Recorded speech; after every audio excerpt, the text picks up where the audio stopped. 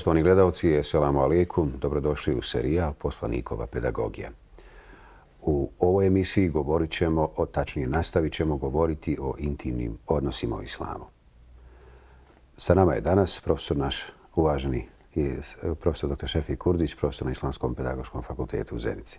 Profesor, assalamu alaikum, dobrodošli u naš studio. Alaikum salam wa rahmatullahi, bolje vas našao.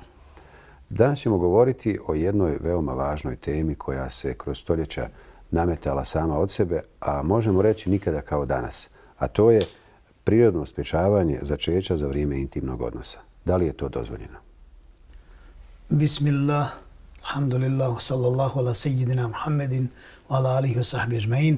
Mi smo prošli put počeli govoriti o odgoju u intimnoj sferi i govorili smo o tome kako i na koji način kada čovjek se oženi treba da započne svoj intimni odnos sa ženom, a onda naravno čovjek se pita i nakon samog intimnog odnosa da li može upotrijebiti neke mehanizme sprečavanja da ne dođe do rođenja djeteta ukoliko posebno čovjek zato ima neki razlog. Naravno, islam preporučuje da ne bude te vrste začeća. Međutim, koliko ima stvarni razlog za začeće, dojest nepostojanje začeća, onda čovjek to može učiniti, ali islam i poslanik alejhi selam to preporučuju prirodnim putem. Tako da ashabi kažu, mi smo sprečavali začeće neki od ashaba zbog određenih razloga svojom ženom i to dok je Kur'an objavljivan. Što bi se reklo, jer Kur'an Kerim kada je objavljivan, kada bi nešto ashabi uradili, onda bi Allah poslao određeni ajet koji je bio, jel tako, sebebi nuzul za ono što su radili ashabi ili neka grupacija ljudi i zbog toga žele da kažu da nisu bili zbog toga osuđeni. Ali da je poslanik alejhi selam volio da se ummet širi, to je jasno kroz njegove hadise i on će se ponositi na sudnjem danu sa brojnošću svoga ummeta, zato što će taj ummet biti od onih koji će razvijati jedni prema drugima plemenitost, dobrotu, gdje će razvijati tu pravu svijest o Bogu Đelešanu, pa ako je taj ummet najveći, naravno najviše će se tu hajra i vidjeti, a kada je hajr uglavnom proširen, dominira, onda će šer ili ono zlo biti sve manje. Pa zbog toga je vrlo značajno da pored ostalog i muslimani manje vodi računa o tome, ukoliko zatreba, onda će to učiniti, a neće činiti kada se već dijete rodi, odnosno pred samo rođenje djeteta u nekoj fazi, kao što su abortusi. O tome su naravno islamska ulema ili faki i šerijski pravnici se razilazili po pitanju abortusa, o tome nećemo ulaziti, to su fikske stvari, o njima nećemo govoriti, mi govorimo samo o odgoju na koji način je poslanik alejhi selam odgajao ljude u momentima kada je trebalo u raznim segmentima. Tako i ovdje u intimnom odnosu, dakle, ukoliko dođe i zna se da čovjek ima neku potrebu da možda neke obaveze ima da izvrši prije nego što samo dijete dobije, on ima pravo po šarijatu, dakle, i ashabi su to sami kazali da su nekada prirodno začeće imali, to jest vadili su svoj organ prije nego što ejakulira u matericu žene, prije toga su vadili, na taj način su sprečavali prirodno začeće. Da. Ono što je također bitno spomenuti jeste da je zabranjeno drugima prenositi ono što se doživljava pri intimnom odnosu. Ovdje se misli i na muškarce i na žene. Naravno, o tome treba voditi računa. Nažalost, veliki broj ljudi zna da se hvali nakon intimnog odnosa kako je on lijepo to obavio sa svojom ženom. Mi možemo na neki način kazati da nam je lijep odnos sa ženom, da imamo lijep brak, ali sve te konkretne stvari, svi opisi bilo koje vrste našeg ponašanja u intimnom odnosu strogo je zabranjeno islamom da se govori. Zbog čega? Pa možemo kontati da je to ili razmišljati da je to upravo zbog na neki način možda ojađivanja nekoga drugog. Imate ljudi koji nije u stanju, recimo, uopće da priđe ženi dugo vremena. Imate ljudi koji imaju neku vrstu bolesti, imaju ljudi koji su hladniji po prirodi, frigidniji odnosno na drugog čovjeka. I onda kad se neko hvali da prilazi ženi, pogotovo na koji način prilazi, kakve ljepote doživljavaju, pa onda koliko puta joj navečer priđe, onda to naravno malo stavi u beznađe drugog čovjeka koji to ne može i njega na neki način ugrozi. I zbog toga ne treba govoriti o tome, a ljudi znaju i kad ne vrši to, on zna da se hvali drugima. Zbog toga je poslanik alejhi selam to zabranio. Imate ljudi koji vole, iako nisu u stanju da priđu ni jednom najvećoj ženi, on se hvali da je prišao toliko puta kao na jednoj šali Muje i Sulje, kad on kaže, jedan doktoru došao, doktor i kaže, doktore, spašavaj, pa ja ne mogu, eto, ženi prići jednom u sedmici dana u mene. Kaže, moj Jaran Suljo, on prilazi 10 puta najveće. Pa ko ti je to pričao? Kaže, pričao mi je onaj moj Jaran Suljo. Pa kaže, pričaj i ti. Znači, može se pričati, ali u ovoj islamu je zabranjeno čak i pričati. Čak i ono, ako čovjek ima to i obavi, ne treba da priča zato što će ojaditi onoga drugoga koji možda ne može. I zbog toga nije lijepo da se govori o tome s jedne strane. S druge strane, pogotovo nije dobro da se opisuje žena niti muškarac. Jer samim opisivanjem svaka druga žena onda muža od one žene već ona sebi kroz to opisivanje sliku napravi, čitavu jednu ilustraciju dobije i zna kakav je on, a ako mi opisujemo svoju ženu, onda će drugi čovjek nju već na neki način projicirati sebi u glavi sliku te žene i dijelove njene tijela. Zato mi ne možemo govoriti ni o dijelovima tijela svoje žene, ni o tome jel tako, koje na neki način, koje obline ima, na koji način, kakve su i slično tome. To je potpuno zabranjeno u islamu, dakle to je taj najintimniji dio koji niko ne smije da zna osim nas kada prilazimo svojoj ženi. I poslanik alejhi selam je smatrao da će Allah, dakle, na sudnjem danu kazniti one koji se hvale sa tim svojim činom, jel tako, onaj koji ima sa svojom ženom, intimnim činom, a posebno opisivanjem i govorenjem kako i na koji način to radi. Upravo zbog toga što smo rekli da ne bi na neki način drugo povrijedili, da ne bi onaj osjetio neku vrstu zavisti. Ukoliko mi to činimo, on ne može. Ukoliko mi na neki način razne kombinacije pravimo, a on to ne može. I zbog toga svak nek to ima kao svoje zadovoljstvo, zato se i zove intimni život, nekom bude intiman i neki u krugu, dakle, naše sobe, bračne sobe s koje više te informacije ne idu. O tome ne smije da govori ni žena ni čovjek. I još da jedno naglasimo, nekada se dešava da žena ili čovjek uopće ne govore o tome dok ne dođe do razvoda braka. Kada dođe do razvoda braka, onda iznosi određene stvari ili mahane kod svoje žene ili muža. To je islam također zabranio.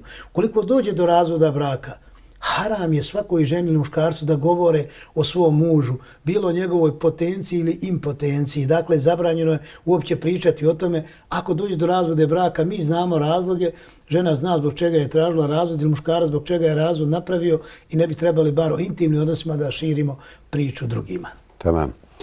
Allahu poslanik sallallahu alejhi ve sellem u hadisu koji prenosi Ebu Sejd al-Hudri radijallahu anhu ovdje jasno naglašava kada je u pitanju zabrane prenošenja doživljaja prilikom intimnog odnosa, pa kaže: kod Allaha će zaista na sudnjem danu imati najgori položaj onaj čovjek i žena koji budu imali intimni odnos, a onda otkriju te tajne. Također, muslimana ako tuđa žena fascinira, to će nadoknaditi svojom suprugom. Tako je rekao poslanik alejhi selam. Da, pogledajte kako je to idealno islam učinio nama muslimanima. Poslanik alejhi selam nas odgaja na taj način i zna da smo mi ljudi od krvi i mesa. Dakle, nismo ni od čelika, a nismo meleki. Pa da nas ništa ne dotiče sa strane. Normalno je da čovjek kada vidi dobru i zanosnu ženu, da na neki način u njemu proradi neka strast. To je normalno. Zato su u islamu traži da se pogled obara. Ukoliko to vidimo, normalno je da će čovjeka privući ta žena, sama njena fizionomija. Jer ako ga ne privlači, treba otići doktoru, hećemo da ga pregleda, nešto nije u redu s njim. Jer Allah je dao da žena privlači čovjeka, čovjek ženu. Ali da bi se očuvali, onda Islam stavio te mehanizme zaštite. Da se ne približavamo bludu, da ne radimo nešto što će nas dovesti do bluda, da ne činimo to kroz pogled i zato pogled odmah pokušamo oboriti i skloniti. Ako bi čovjek idući ulicom vidio dobru ženu koja mu toliko se dopadne da ga, ono što naš narod kaže, uhvati, to je zagriju se, podgriju se, rasplamsaju se njegove strasti. Poslanik alejhi selam kaže odmah neka ide svojoj ženi i neka to ispolji kod svoje žene. Neka te strasti, dakle, tu upotrebi. Također može se desiti u isti slučaj da vidi žena nekog čovjeka na ulici koji joj se strašno dopadne. Ona treba da što prije ide kući i da onda sve te svoje neke želje, aspiracije što je imala ispuni sa svojim mužem. Na taj način se čuva i brak, čuva se pravi moral, tako dalje. I s druge strane, neko će kazati, pa ne smije musliman poželiti tuđu ženu. A ovdje poslanik, alejhi selam, kaže kada neko od vas vidi. Dakle, iako mi obaramo pogled, iako treba sklanjati pogled, ali nekad jednostavno pogled ode, vidi ono što vidi i čovjeka to na neki način povuče. To jasno govori kako Islam gleda prirodno na prirodu čovjeka. Ne gleda neprirodno kao drugi što kažu, kako ima u drugim učenjima, da ima neka vrsta celibata, da se ljudi ne žene. Ako se ne ženi, on radi protiv svoje prirode. Prirodno da se čovjek ženi, prirodno da ima strasti, prirodno da te strasti ispolji, prirodno je da ispolji na jedan prirodan način. I to je u islamu, pogledajte, tako lijepo riješeno, da nije to onaj tabu tema, da nije to sklonjeno, da nije to zapretano, da ne živimo nekim iluzijama. Ovo su stvari jasne, konkretne. I evo vidite, slobodno može čovjek da kad vidi nekad ili na filmu ili negdje u seriji, vidi neku osobu finu, on treba što prije da na neki način to odagna od sebe te misli, a da to upotrebi svojom ženom ili žena sa mužem. Da li je ženi dozvoljeno postiti bez dozvole muža? Naravno, ovdje se misli na dobrovoljni post, ne na ovaj obavezni ramazanski post. Ovdje kako vidimo sve u sklopu toga da se očuva moral, da se očuva brak, da se očuva dakle, bračna harmonija, pa čak evo kad su u pitanju i ovi ibadeti. Ibadet, recimo post, naravno farz post je dužna i žena i muškarac, tako da tu sumnje nema. Također farz namazi, ali kada su pitanje na file, onda čovjek treba da vodi računa. Imaju stvari i u nafilama koje su nekada manje vrijedne u odnosu na ono što će čovjek izgubiti na drugoj strani. Zato ukoliko da ne bi eventualno došlo do toga da čovjek bude ugrožen od strane svoje žene koja recimo stalno, imate žena koju vole i one su po prirodi pobožne žene i Allah se boje i žele naravno da učine što više hajra. Naravno to je jedna pozitivna strana, ali se uvijek mora voditi računa i onoj drugoj strani u svom mužu. Dakle, žena ne može postiti bez dozvole muža. U smislu da kaže sutra bi ja zapostila jedan dan na file. Ako muž kaže nema problema, bujrum ženo, ona može da postaje. Ako kaže nemoj bogati, šta ja znam, mogu ja imati potrebu za tebom, ona neće uopće zapostiti. Tako i muž bi trebao na neki način se konsultira sa ženom, jer kako god treba ispuniti želje, aspiracije muža, treba i žene. I ovdje kad se govori jedno, misli se i na drugo. U islamu nikada nema prednost čovjek nad ženom, ni žena nad čovjekom. Dakle, i on treba da kaže ja bi sutra zapostio, da žena to zna. Jer možda žena ima potrebu, možda nije dugo imala, možda imala mjesečnicu, pa nije imala susret s mužem. Ona želi da ima susret s mužem. Nema prilike u toku obaveze njegovih kada je on neka smjena tamo, onda kaže hoće to u toku dana. Prema tome ona ima pravo na to. I može da mužu kaže nisam ja zato da ti postiš. Pošto je to na fila, čovjek može taj dan da odgodi za preko sutra, za 3 dana iza. Dakle, to problem uopće nije. Zbog toga pogledajte kako Islam jasno čuva, ne dozvoljava čak ni ovi ibadeti koji su dobrovoljni da na neki način okrnje našu moralnu tu sliku. Jer možda imate ljudi koji više žele da imaju odnos sa ženom, pa ako ona stalno čini različite vrste ibadeta koji su dobrovoljni, a njemu ne ispunjava obaveze koje on bi volio da ona ispuni, može se desiti da on upravo to sada nadoknadi kod neke ljubavnice, komšinice, kod neke bludnice i naravno onda će i žena saučestvovati u njegovom grijehu. Zbog toga trebamo svi raditi na tome da očuvamo kvalitet morala kod nas, a najbolji način je pokazao poslanik sallallahu alejhi ve sellem kada je rekao čak žena treba i da pita muža kad želi da dobrovoljni post zaposti, da bi dobila dozvolu od njega kako bi se ta harmonija bračna, a ovdje i ta moralna jedna punina cijelina očuvala. Ženi je također zabranjeno da pušta bilo koga u kuću, dakle bez dozvole svoga muža. Šta to znači? Naravno, to znači da ukoliko žena pusti bez dozvole svoga muža nekoga, da će doći do sumnje muževljuje prema njoj što je pustila nekog, misli se ovdje na muškarca u svoju kuću bez njegove dozvole. Drugo je kada je dozvola, pa on zna da će on ući, da će, ne znam, obaviti nešto na struji, na vodi i tako dalje i onda mora uvijek biti uz tu ženu neko prisutan. U nas u islamu, dakle, sve je tako postavljeno prirodno. U nas nisu ljudi meleci. Tako islam ne doživljava. I mi ne možemo biti imuni ni od razvijanja strasti, ni od naših pogleda. I to Allah zna, i poslanik alejhi selam. I zato kod nas nije ono idealno postavljeno, kaže, ja ne bi, ni pošto. To možemo govoriti drugima. Jer šeitan je taj koji kola kroz naš organizam. On cirkulira kao što krv, kaže alejselam, cirkulira kroz naš organizam. I on je tu samo da podgrijava. I kad niste planirali da podgrijavate se, i kad niste planirali niti vam se sviđa neka djevojka, u onom momentu kada je ona odvojena sa vama, vi ne možete uporediti ni sa jednom drugom djevojkom, ona je tada vama, kako god bila najružnija, vama postaje najljepša, jer nemate s čime uporediti. A onda šeitan vam uljepšava. Šeitan kao najbolji, jel tako, onaj kozmetičar, kao, dakle, biće koji ima salon ljepote koji nemamo ni u Parizu, ni u Londonu, ni u Bonu. Takav ima salon ljepote. On uljepšava svakog čovjeka i ženu, pogotovo kada se odvoji. Zbog toga je Islam zabranio odvajanje, jer ta šeitan nastupa sa svojim salonom ljepote, sa svim mogućim kozmetičkim sredstvima, uljepšava ženu i muškarca na najbolje moguće načine. I ti u društvu nikada nisi primijetio kod te žene takve usne ili takve oči ili takve obrve, tak primjećuješ. Zato što je šeitan dotjerao u svom salonu, sredio, dotjerao, jer on želi samo da dođe do grijeha.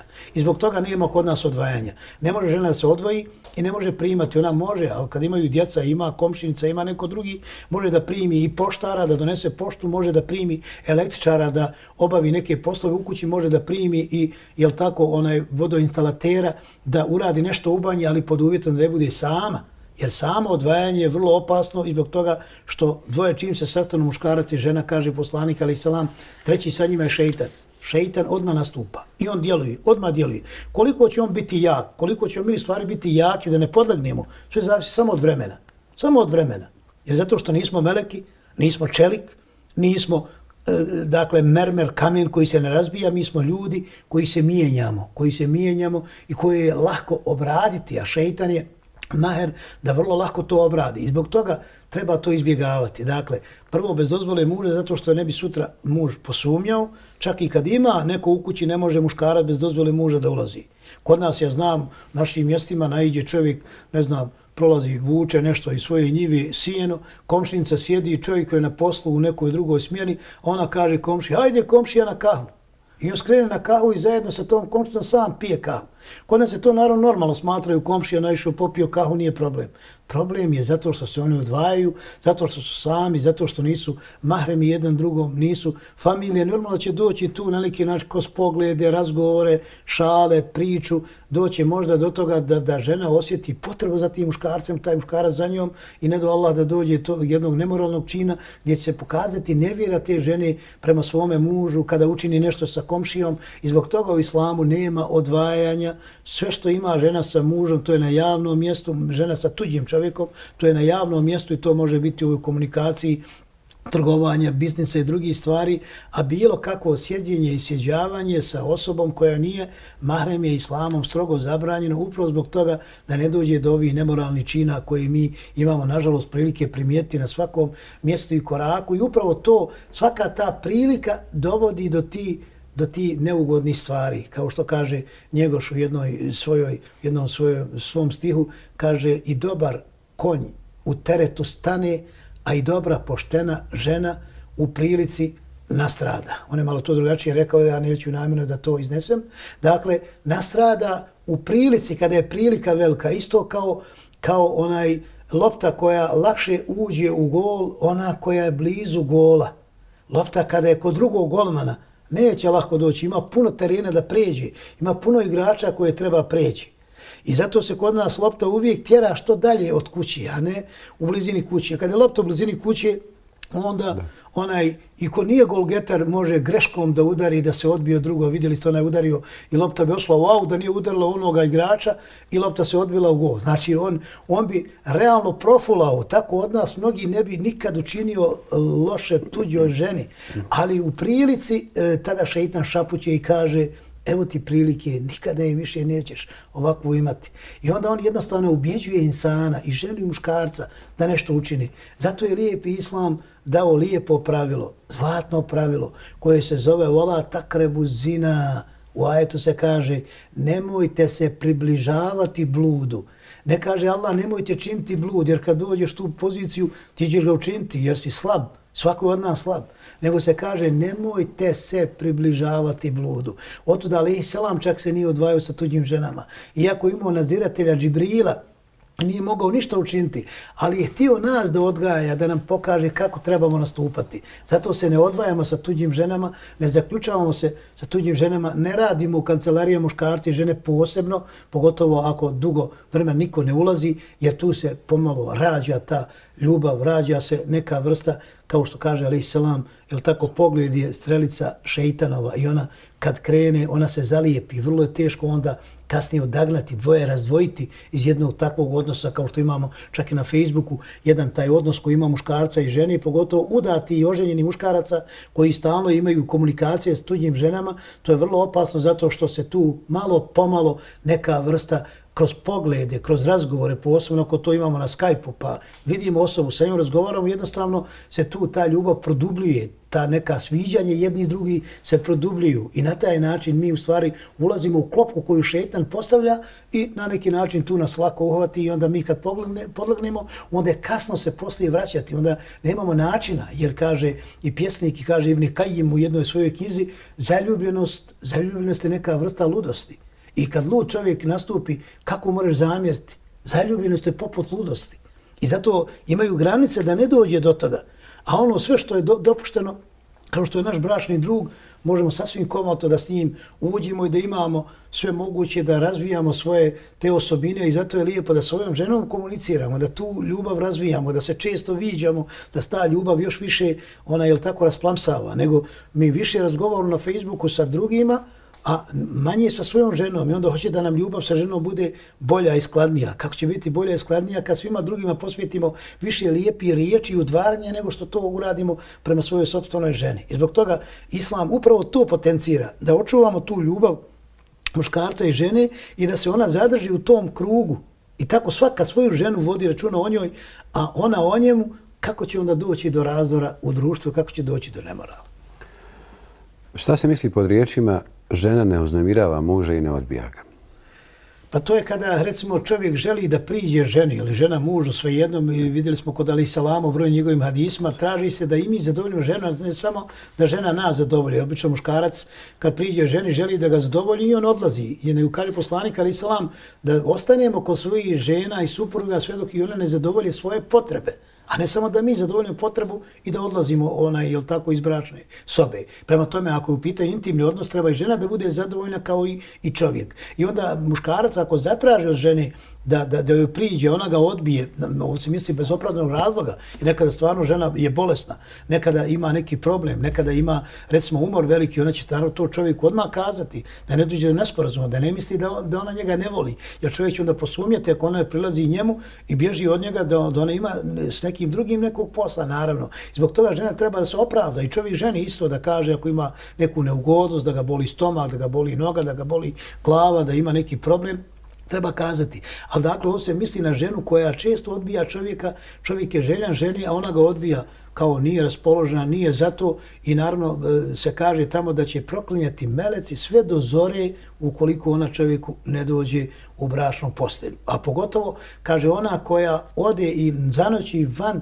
bračne postelje svoga muža. Pa recimo žena ode negdje i ne javi se nigdje osla i noći kod neku. Ili bude kod neku, kaže, ja ću ovom ostati. Ona je dužna da bude s mužem. Ako ne može, onda treba prije da najavi da joj muž da dopuštenje, ne da ona ide kao što ima žena, danas samo ode i najavi se po 3 dana, poslije toga se vraća kući. Naravno, to je znak da ona ne poštuje muža, to je znak da je muž možda imao potrebu za njom, a ona ko zna gdje je bila. I normalno zbog toga musliman mora da reagira. Ali zato Allah kaže da bi na taj način žene odobrovolio da one budu u tom ljepšem odnosu sa mužem, da će Allah proklinjati meleci sve do dakle svanuća ukoliko ona zanoći na drugom mjestu ili odbije svoga muža, a ne bude pristala na ono što on bude tražio. Profesore, s obzirom da mi ovim intimnim temama govorimo na televiziji, nekada na radiju, da li je to dozvoljeno i možemo li to povezati sa ensarikama u vrijeme poslanika sallallahu alejhi ve sellem? Na koji način? Naravno, poslanik sallallahu alejhi ve sellem jednom vjerodostojnom hadisu je kazao da su divne žene ensarija. Kaže, one se nisu libile niti stidjele da pitaju za razna pitanja iz oblasti vjere. Čak i u ovim intimnim odnosima one su dakle pitale alejhi selama. Ako bi to bilo suviše intimno, onda su pitali Hazreti Aišu i druge poslanikove alejhi selam žene i supruge. A one su im onda to prenosile. Ali su često one direktno pitale alejhi selama. Znači, nisu se stidjele za istinu da pitaju, da znaju tačno šta može ona da uradi, šta ne može. Zbog toga kažem, mi bi trebali ne otvoreno, ali ove bar neke stvari da govorimo, da ljudi znaju o čemu se radi, a s druge strane one još intimnije stvari mogu da govore žene ženama. Danas imamo žena koje su obrazovane islamski, mogu da prenesu ove stavove poslanikove alejhi selam ženama, a muškarci muškarcima. I na taj način se ipak ta neka jača intima čuva u našim krugovima. Ipak svi to doznaju na jedan ovako lijep, plemenit način, jer mnoge stvari mi ne možemo možda ni kazati na televiziji, neki koji su još otvorenije, a koji su već bile u vrijeme poslanika alejhi selam. Ja i namjerno izbjegavam da ne bi izazvao na neki način neku vrstu, jel tako, fesada, jer neće ljudi mnoge stvari razumjeti i misleći da odlazimo na neki način van granica. To su čak žene ashaba pitale poslanika alejhi selam, on im davo određene odgovore.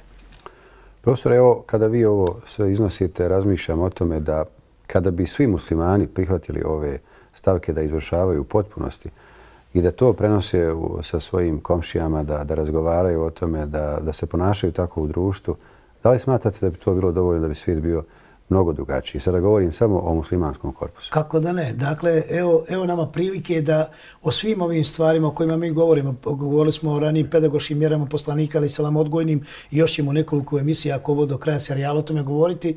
Dovoljno je bilo o tome da razgovaramo o našim sjelima i na taj način bi zapostavili da govorimo o drugima. Na taj način bi manje imali grijeha kada je u pitanju ogovaranja, u pitanju, ne znam, minimiziranje neke druge osobe.